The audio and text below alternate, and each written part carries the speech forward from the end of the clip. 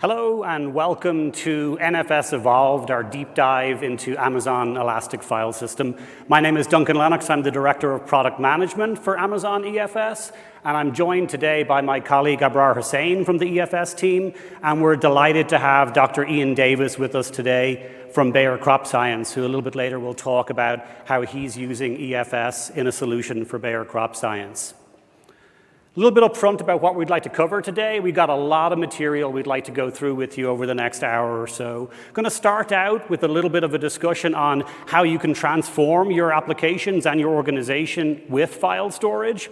Then cover an overview of Amazon EFS itself. What is Amazon Elastic File System? Before we dive deep into EFS and some of its core features and capabilities. We're going to talk about how customers are using EFS today, and then Ian's going to talk about how Bayer Crop Science in particular are using EFS. And we'll wrap up at the end with some best practices on how to leverage EFS, some tips on how to get started, and then hopefully we'll have some time for some of your questions as well. Before we dive into EFS, I just wanted to point out that there are a lot of great breakout sessions going on all week about our file storage services, so I highly encourage you to check them out if you can. We also have a bunch of chalk talks going on specifically about EFS, where we dive into TCO, security, performance, and a number of other topics. So hope you'll get an opportunity to participate in one of those. Before we get into talking about EFS itself, let's talk a little bit about business transformation. So earlier in the week, Kevin Miller in our storage leadership session talked a little bit about the motivations we see from our customers in coming to AWS and the cloud. And it really breaks down to three core things: transforming your infrastructure, transforming your application architecture, and then transforming your businesses themselves. So I'm not going to go through all the great points that Kevin made, but I'd love to talk for a minute a little bit about how this transformation applies to file storage in particular. Of course, infrastructure is typically where we'll start with customers. So the move to a fully managed file system service allows you to get away from the old school approach of having to plan for capacity and performance, work with procurement, and then manage a lot of administrative overhead associated with file system storage. You can move to something that's simple, elastic, highly available, and can deliver the performance and durability that your applications need. That also allows us to offer price and performance profiles that meet the levels of any of your applications at any scale. And because privacy is such a big issue today, we want to make sure you also have the ability to protect that data, meet the required compliances, and also back up your data as well. When we talk about transforming your application architectures, you've at this point moved your infrastructure to something that is just set it and forget it with a fully managed file system service. Now we can take things to the next level and look at how we can manage to transform your application workflows, leveraging the integrations with native AWS services that we've built. So that means everything from not just using EC2 computing with your file system service, but also being able to take advantage of container services like ECS and EKS, and machine learning services like SageMaker. And of course, we do all of that with also providing you the ability to manage the security of your application as well, with everything from network-level security to integration with IAM for client-level authorization, and of course, encryption in transit and at rest. Finally, we get to the one that's perhaps the most exciting one, which is transforming your business itself. So having leveraged the infrastructure transformation and the application architecture transformation, at this point, we want to help you move on to being able to grow your top line, improve customer satisfaction, or make material reductions in your cost savings. And that's a big part of what the AWS cloud can provide our customers today. And at the end of the day, we want to be able to remove a lot of the undifferentiated heavy lifting associated with typical on-prem file storage so that you can focus more of your time and energy on innovating for your organization and for your customers. Now, when it comes to our file system services, we think of them in two broad categories. The general purpose business application workloads, things like web serving and other content management applications, applications like CRM and ERP, and then getting into more intensive data applications like analytics and media construction as well. And then the second category are the compute-intensive workloads. Those workloads that need hundreds of gigabytes a second of throughput, sub-millisecond latencies, and millions of IOPS per file system. So in 2016, we launched our cloud-native file system service, Amazon Elastic File System. And that's what we're going to spend the bulk of this session talking about. Last year at re:Invent, we launched the FSX family of file system services. These are fully managed third-party file system services. FSX for Windows File Server for all your Windows workloads, and Amazon FSX for Lustre for those compute-intensive workloads that need those hundreds of gigabytes a second of throughput, sub-millisecond latencies, and so forth. And there are sessions about Amazon FSX on throughout the conference, so I highly encourage you to check those out. But for today, let's turn our attention to Amazon Elastic File System itself. So what is EFS? Amazon EFS is our NFS evolved, fully managed cloud-native file system. It's built on 3 core pillars: cloud-native, highly reliable, and cost-optimized. What are people using EFS for today? Well, we designed it for a wide range of general-purpose workloads, everything from single-threaded, low-latency, metadata-intensive applications, all the way up through massively parallel scale-out jobs. We built it to be cloud-native. What do we mean by cloud-native? Well, we focus on elasticity, scalability, and integration. Elasticity comes from the fact that when you're using Amazon EFS, you never have to provision capacity. You create a file system simply in a few clicks in our console or with a single API call, and the file system automatically grows as you add data to it and shrinks as you remove data. You pay only for the space that you're actually using. It's scalable because the performance of the file system in Throughput scales automatically as you add more data to the file system itself. We have 2 performance modes, which we'll touch on later, depending on your application. And we also offer a provision throughput capability if you want to provision throughput separately from storage. And it's integrated. It's designed to integrate with a variety of our compute models and network architectures, as well as a bunch of our other AWS services. So shared access is a key part of any file system, and we designed Amazon EFS to enable you to access it from a variety of ways. So of course, you can access it from NFS clients in the VPC where you create the file system, but you can also access it from NFS clients in other VPCs in the same region using intra-region VPC peering, or even from VPCs in other regions using inter-region VPC peering. And you can also access the EFS file system from on-prem using either Amazon VPN or Amazon Direct Connect. But we also went beyond that to integrate tightly with a lot of AWS services. So of course, you can use EFS from an EC2 instance, but you can also use EFS from our container services, EKS and ECS, and also from our machine learning service, Amazon SageMaker. Part of what we were trying to do with EFS is recognize that different customers are at different points on their cloud transformation journey.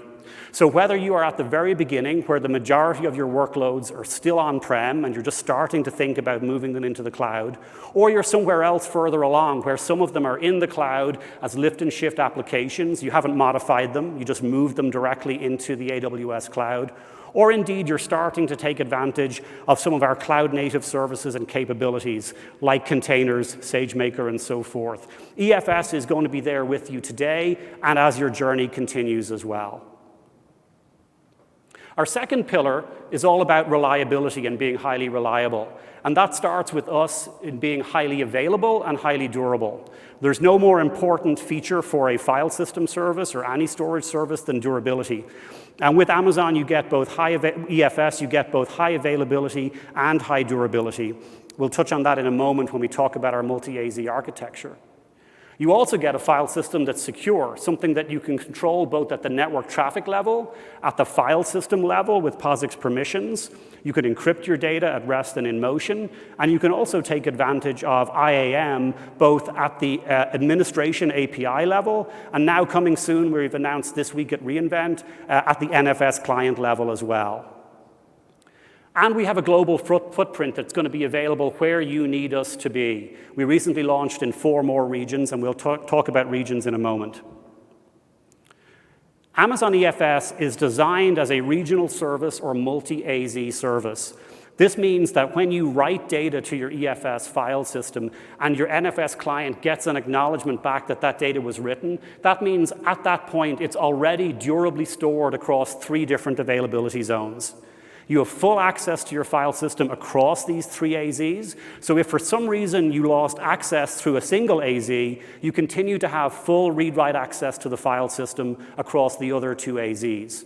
And we support strong consistency. So as soon as that acknowledgement is sent back to you that the data was written, that means it is available across the 3 AZs at that moment as well. Our durability level is designed for 11 nines. It's the same as S3's durability model.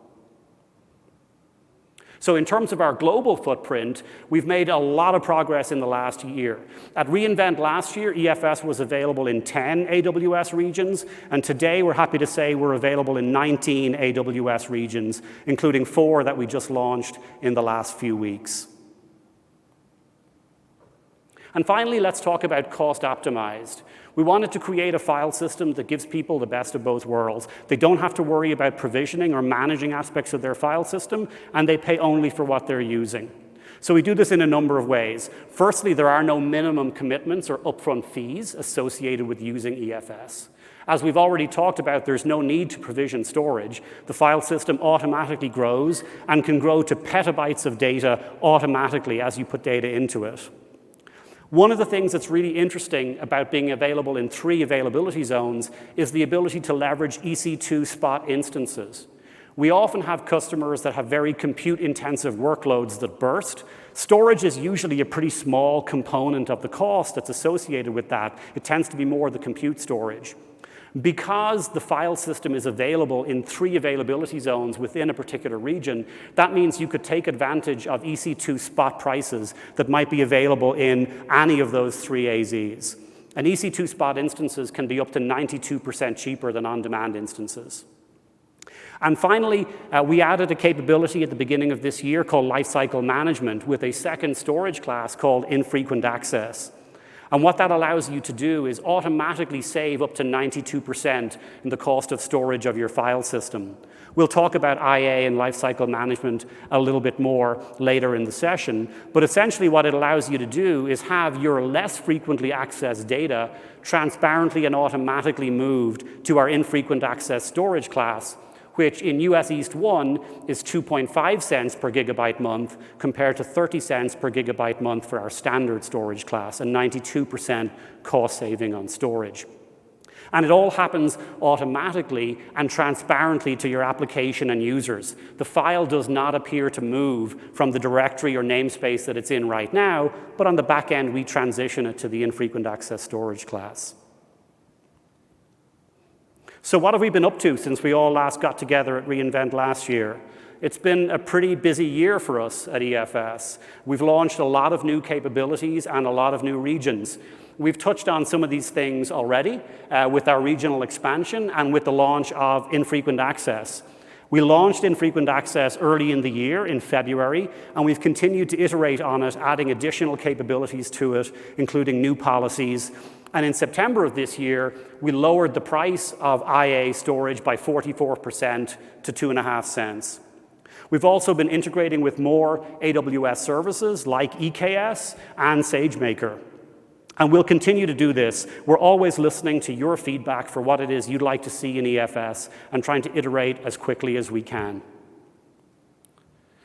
This week at reInvent, we're excited to talk about 3 new capabilities that are coming to EFS soon. The first one is single file restore. So we launched the AWS backup service at the beginning of this year, and it's natively integrated with EFS. So you can schedule and manage automated backups of your EFS file system using the AWS backup service. A new capability coming soon is the ability to restore a single path or a single file quickly. Previously, you had to restore the entire file system, even if you just wanted one particular file. Secondly is IAM authorization for NFS clients. Customers have asked for a way to have more control over how file systems are accessed. So we're integrating with the AWS IAM service at the NFS client level. This will allow you to do a number of things around resource policies and other policies with IAM. 3 of the most requested that come as part of that from users will be support for root squashing, support for making a file system read-only, and the ability to enforce encryption in transit for all connections to a file system. And then third, we're working on a number of performance enhancements. So the key one here for our general purpose file system is an increase in the number of read IOPS. So if you're using our general purpose performance mode, which we'll talk about in the deep dive, you are limited today to a total of 7,000 IOPS. And what we've heard from customers is that a lot of the workloads are very read heavy. So we're going to increase the amount of read IOPS available 5x from the current 7,000 limit to 35,000 IOPS for read operations. And that's coming soon in 2020. There's a lot more to talk about on EFS, so I'd like to hand it over to my colleague Abrar now so we can dive deep.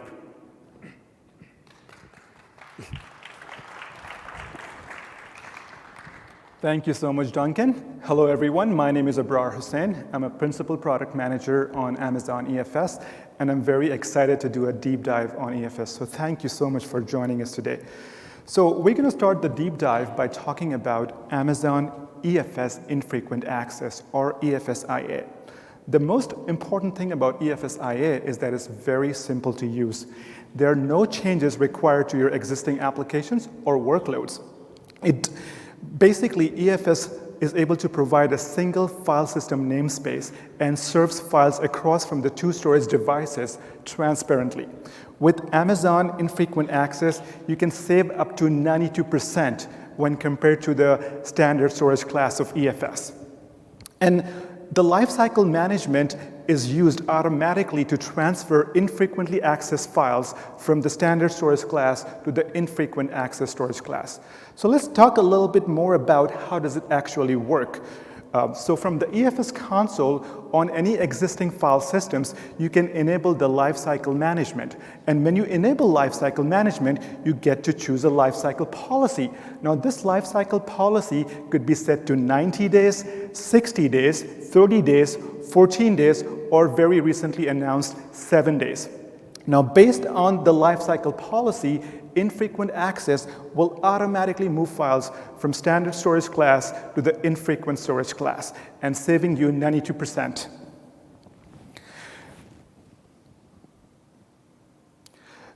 Now, let's talk a little bit more about the performance modes that we previously discussed.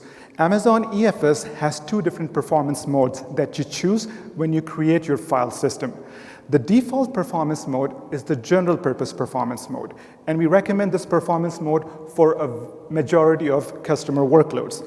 As you test your applications on Amazon EFS, we recommend that you start with the general purpose performance mode. The other performance mode is the max I/O performance mode. This is intended for scale-out workloads. So let's do a comparison of these 2 performance modes and figure out which performance mode should be used at what point. So let's start with what it's for. So the general purpose performance mode is exactly for that, general purpose.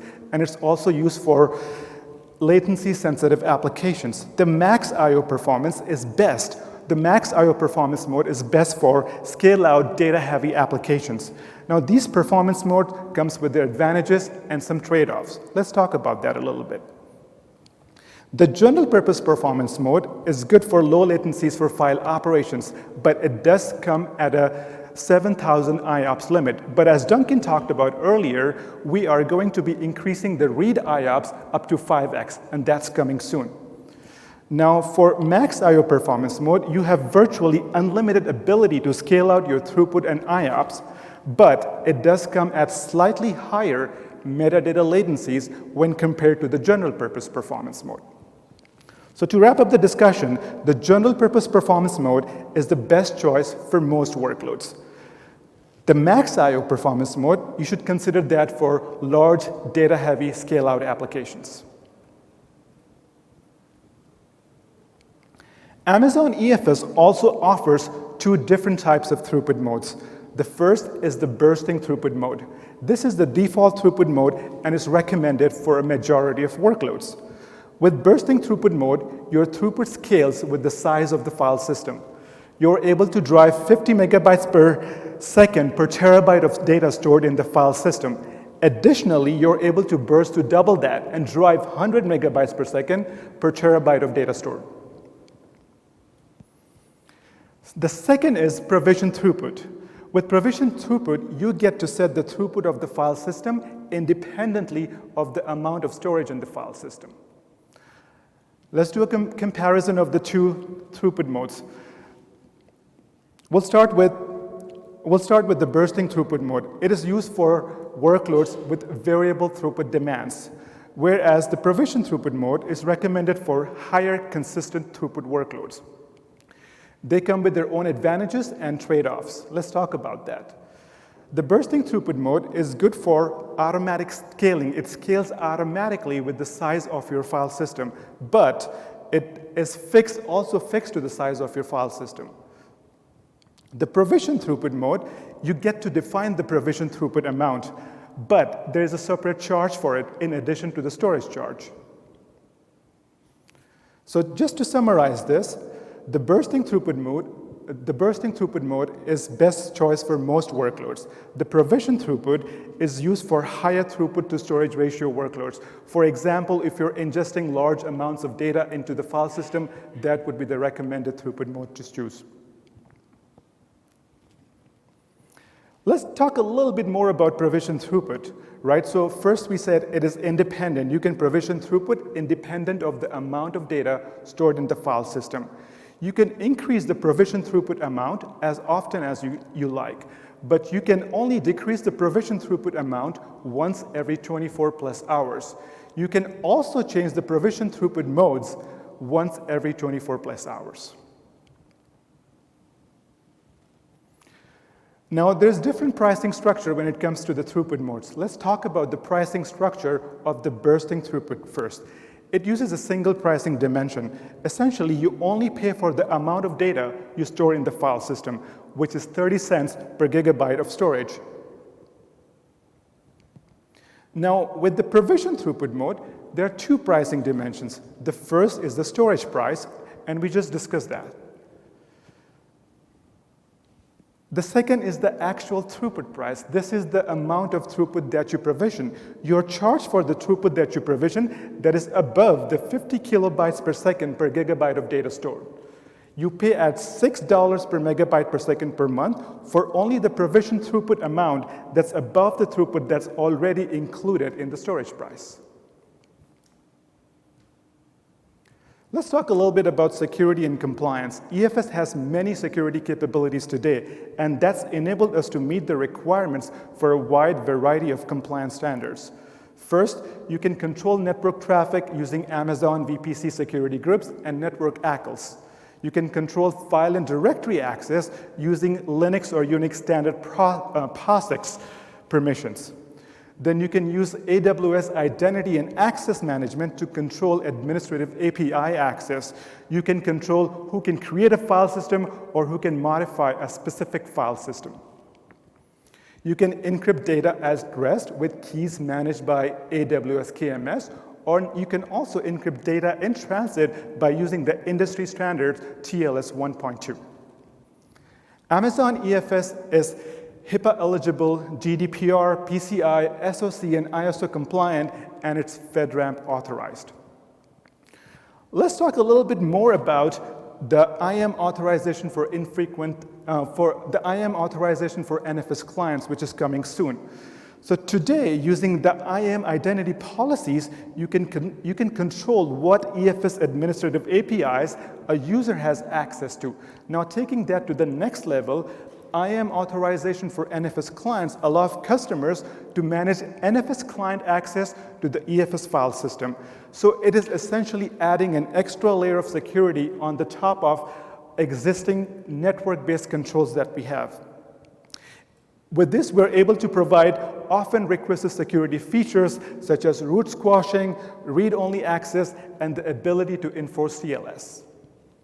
So with IAM authorization for NFS clients, we're adding 3 actions that you can use to control NFS client access to your file systems. The first action is client mount. With this, you can control and mount file systems as read-only. The second action is client write, which is the permission to read and write. The third action is client root access, which is the permission to read, write as a root user. Now, for those times where you need more granular policies, we're adding file system resource policies. Now, these policies, it is easy to specify what exact users have read, write, or root access to a particular file system. So let's continue our journey on the deep dive on Amazon EFS and take it to the next level and talk about integration of Amazon EFS with other AWS services and modern computing platforms. To be agile and to innovate at the fast pace are some of the many advantages of moving to AWS, of migrating to AWS. And the integration that Amazon EFS offers with other services will help you do exactly that. So let's take a look at what other services Amazon EFS integrates with today.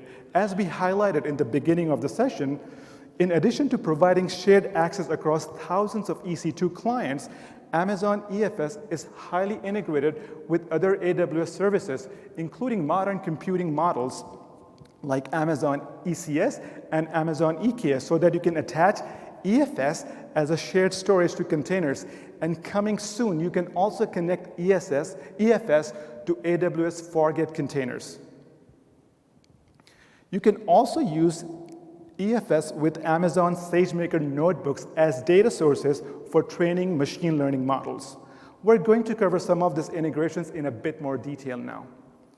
So let's start with what we did just 2 months ago. In October 2019, we launched the integration of Amazon EFS with the Amazon EC2 Launch Wizard. Now you can use the Amazon EC2 Launch Wizard to directly mount file systems to your instances. You can choose from an existing file system, or you can create a brand new file system right within the instance, right within the wizard. Now let's talk about container high availability use case. How can we use Amazon EFS to deliver container high availability? There are many applications out there, whether open source, commercial, or homegrown, that need reliable storage to be highly available themselves. These applications save user data and application state to reliable storage like Amazon EFS, so that if the application crashes or if the underlying hardware fails, the new instance can pick up from where it left off. A few examples include Jupyter that needs to save user notebook files, or Jira that needs to save the attachments that we upload, or Jenkins that is storing job data and artifacts. So being able to connect EFS storage to containers in AWS means that you can now put all of these applications in containers, saving you cost and making your operations very simple. Plus, since EFS durably stores data across 3 availability zones, you can follow AWS best practices and have your active and standby application instances.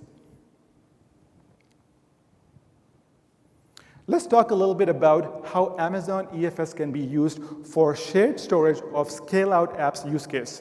Many applications increase their overall performance by scaling out lots of parallel instances and need shared storage like Amazon EFS that applications are consistent, so that those applications are consistent in what they serve. As is the case with web service and content management systems like WordPress and Drupal. Or in the case of machine learning, having shared storage means that you can either train models by spreading the load across multiple instances, or multiple models can be trained in parallel by using the same data. Now, container frameworks offers enormous value for these type of applications because it makes it simple to scale out in just seconds. And if you use the Amazon EFS high availability and durability architecture, you can deliver the same amount of durability for your scale-out applications. Another integration is AWS Backup that was launched last year. Let's talk a little bit more about that. So Amazon EFS uses a distributed architecture with multiple availability zones. It is highly available and durable, but you can add an extra layer of protection by using AWS Backup to backup and restore Amazon EFS. AWS Backup provides automatic backup scheduling and retention per user-defined policies. It offers two backup storage classes, the warm storage class and the cold storage class, with an ability to lifecycle from warm to cold. Now, as we just said, coming soon, we will be introducing the ability to do single file restores from your AWS backups of EFS file systems. So instead of recovering the entire file system, for faster recovery time objective, you can select the files that you need and recover. Now, you might be wondering, Amazon EFS is highly integrated, but how do I get my on-premises NAS resources, NFS file servers to Amazon EFS? We have various tools for that, but the tool that I would like to highlight today is AWS Data Sync. To migrate your on-premises NFS file servers to Amazon EFS, you can use AWS Data Sync. AWS Data Sync is an online data transfer service that simplifies, automates, and accelerates copying data between on-premises NFS servers and AWS storage services. This includes Amazon EFS and S3. It is fast, simple, and secure. It is actually 10 times faster than open source tools. It does automatic integrity checks, and it uses TLS version 1.2 for security for data in transit. Now, we have published a white paper on this, and we will be sharing a link to that white paper at the end of the session. So I want to talk a little bit about the actual use cases of Amazon EFS. Now, as Duncan mentioned previously, we designed Amazon EFS to serve a vast majority of file-based workloads, covering a wide spectrum of performance needs. The spectrum of performance runs from single-threaded, latency-sensitive workloads to highly parallelized scale-out jobs, those workloads that require the highest possible throughput. So when it comes to customers, we have tens and thousands of customers that use Amazon EFS for a wide spectrum of use cases. Now let's take the container storage use case for example. T-Mobile can easily scale up to hundreds of nodes in Kubernetes. But before EFS, it took them weeks to deploy storage, and they always had to over-provision. So with EFS, they were able to reduce their cost up to 70%. The other important use case is web serving and content management.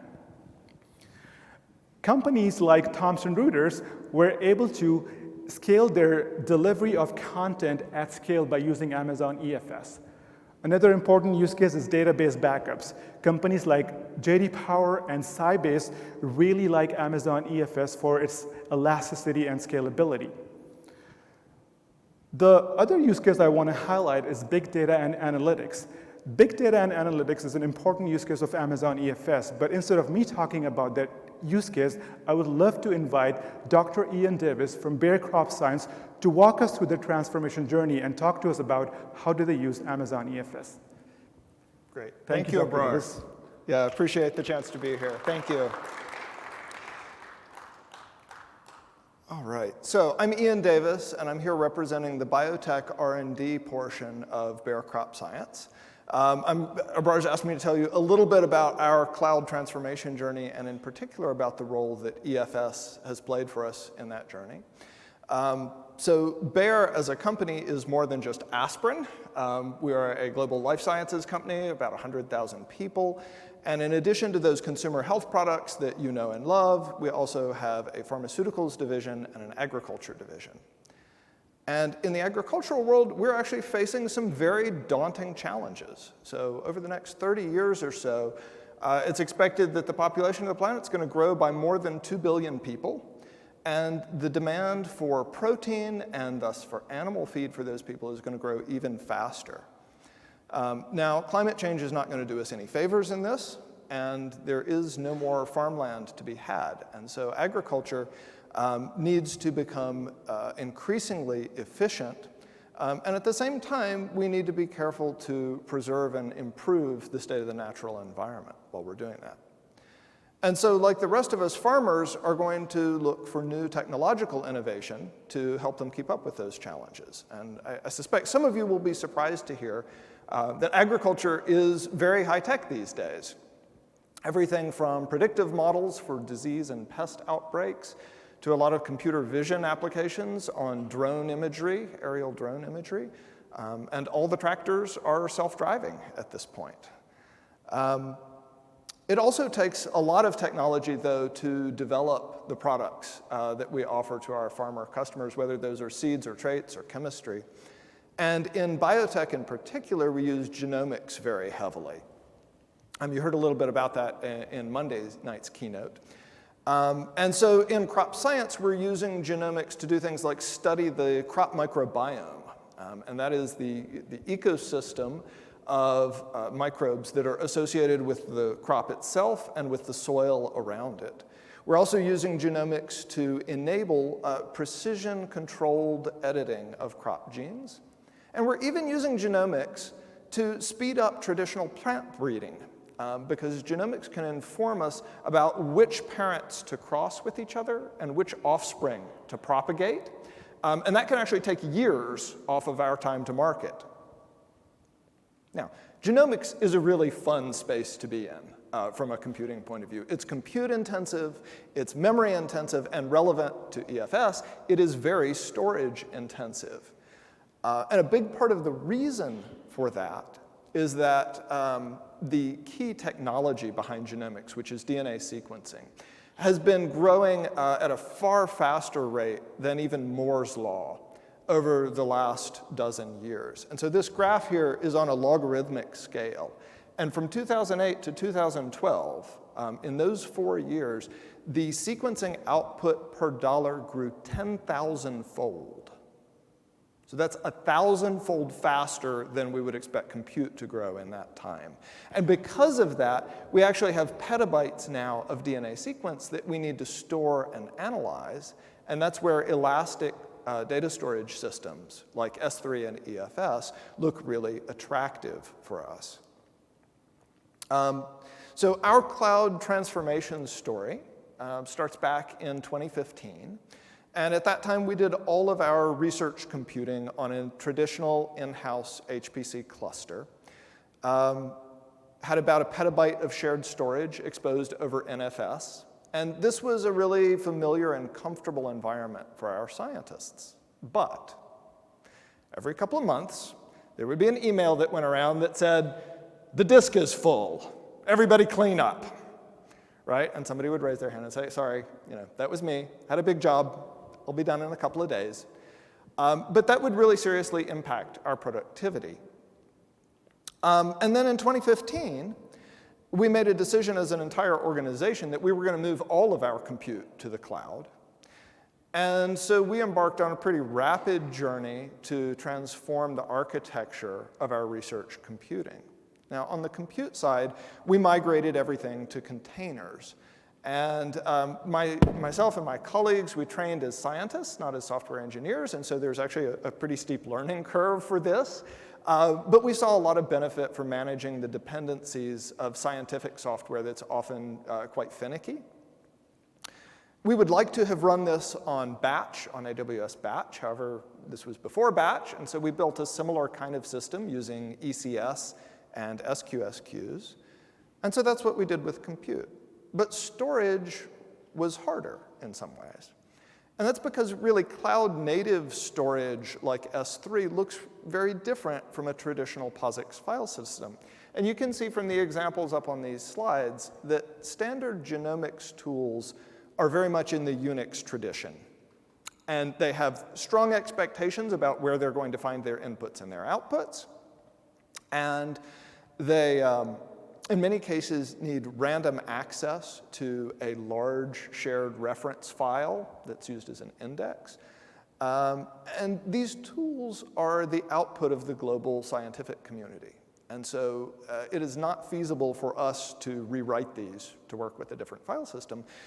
But EFS is just a drop-in replacement for the systems that we're used to and that these tools work with. Now, today, all of our genomics workloads share a single EFS volume. It's about 100 terabytes. And we use it for inputs, for outputs, for intermediate files, for log files, you name it, it goes on EFS. And because we're doing science, things tend to fail in creative and unexpected ways. And if you're a scientist, like I am, the prospect of debugging something that's running on a remote server inside a container where maybe I don't even have permissions, that's pretty challenging. But because it's all written to EFS, we can mount that file system from our ECS compute clusters. And we can also mount it from the interactive nodes that our scientists are logged into. And so they can see right there in the file system the progress of those jobs, what's going on in the logs. And it's a very familiar and comfortable paradigm for them to work with this. And so that's really what we get out of EFS, is a consistent view of our data across the disparate computing resources that we're using in AWS. Now, the vast majority of our data is not in EFS. Most of it is in S3. We only use EFS for our currently active workloads. But even so, the storage costs for EFS actually dominate our storage costs. And the reason for that is that scientists are sort of slow to archive these jobs off of EFS onto S3 because just in case they discover something that needs to be redone, or they got busy and they forgot, we're all human. And that's where EFS infrequent access has been a really huge win for us. It has cut our EFS bill by a little over 60% since we implemented it, and it has been absolutely invisible to our users, which is really pretty cool. You can see on the graph here, we started in April with the implementation. In May, we copied everything to a new volume that supported infrequent access. And then over June and July, as we clean up and those savings kick in, the cost really comes down. So scientific workloads are pretty spiky, right? They'll be really busy today and quiet tomorrow. We'll do a lot this month, not much next month. And because of that, we sometimes end up hitting those limits on EFS, and we abuse the system pretty badly, but it holds up well. And the great thing for us is that it's elastic. So since we moved to the cloud, we have never had this problem where the disk is full. And in fact, as I was putting these slides together, one of the guys on my team added 70 terabytes to this volume over about a day or two, and nothing bad happened. It was great. In fact, I probably would not have known that it happened if he hadn't told me. And all I said was, that's a lot of data. Make sure you clean it up when you're done. And that was really it. And I think the promise of the cloud for science has been more time to focus on the science, less time on the undifferentiated heavy lifting of worrying about your infrastructure. And on this promise, EFS has really delivered for us very nicely. And so with that, I will turn it back over to Duncan to wrap up. And thank you all for listening. Duncan? Thank you. Thanks a bunch. Thanks, Ian. It's always great to hear from a live customer how they're using EFS to transform their business. So we've covered a lot of things today, and we wanted to kind of leave you with some takeaways for next steps. So we'll start maybe just talking a little bit about best practices, so things you can do as you get started with EFS to get the most out of the service. So the first thing we recommend to people is test in general purpose mode. As you've seen, we have these two different performance modes, GP and max IO, but we recommend that most customers start by testing in GP mode and only go to max IO if they discover they need greater IOPS, for example, than they can get from GP mode for their application. Next thing to talk about is throughput modes. And again, there we recommend that people start with bursting throughput mode.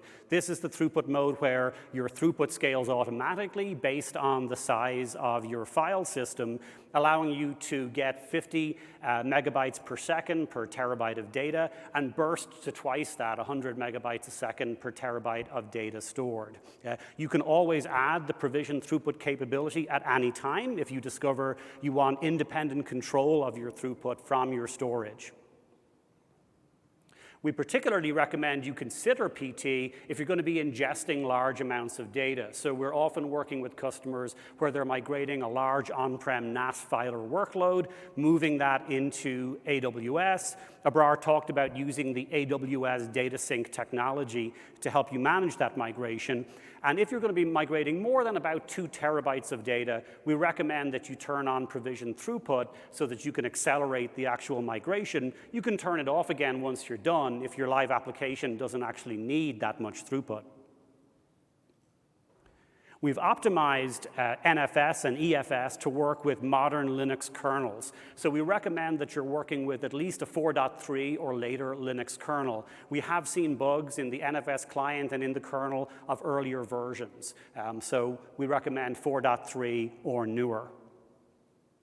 And we actually have an open source application called the EFS Mount Helper. You could find it on GitHub. It's linked from our website, and we'll give you those links at the end.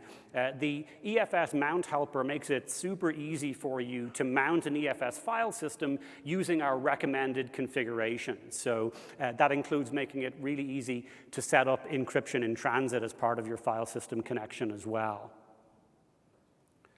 Speaking of configurations and talking about things that you can do at the application level, EFS is designed for massive parallel scale-out of your file system needs. So we recommend that people use larger I/O sizes so that they can get greater aggregate I/O throughput.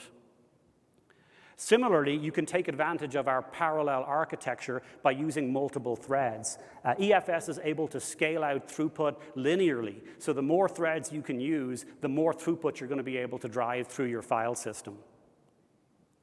And of course, the same is true of using multiple instances. You can throw thousands of EC2 clients at a single EFS file system, and again, throughput will scale out across all your EC2 instances.